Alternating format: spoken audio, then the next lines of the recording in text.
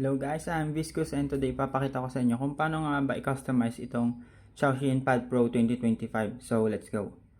So first thing is punta muna tayo ng settings, then personal customization, and dito makikita natin yung iba't ibang parts ng customization dito sa tablet na to. Dito makikita natin yung themes, iba't ibang themes yan. Personally hindi ko pa nga ito napupunta sa hanggang sa pinakababa kasi iba't iba talaga to. Sobrang dami niyang themes.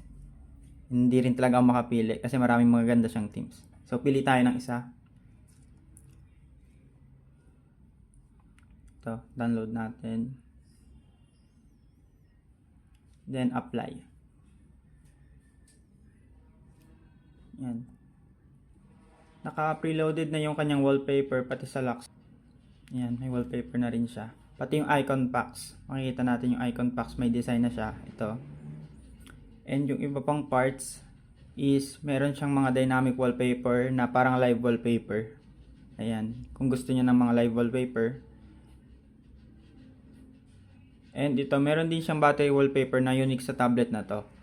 So ito, makikita natin kung ilang percentage na yung battery niya via planets. And ito naman makikita natin dito sa emotion niya. Kunwari, pag ganito 100% siya. Pero kapag pababa yung battery percentage mo is nagiging red na siya, nagtuturn siya into red and nalulungkot siya, ganun.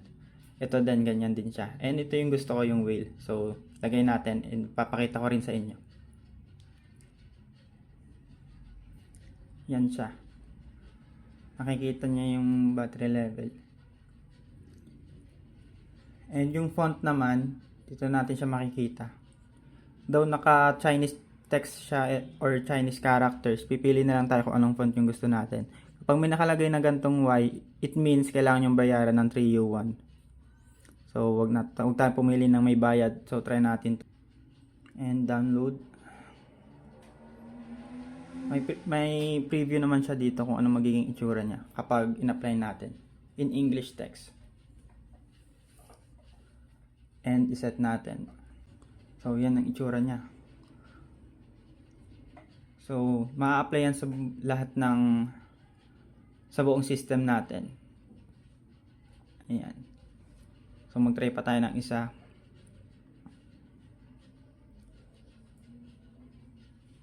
Yan, ito, simple lang. Download natin. So, yan guys. Ganyan lang mag-set ng font and ng wallpapers dito sa Xiaoxin Pad Pro 2025. Thank you guys for watching and see you guys sa next upload natin.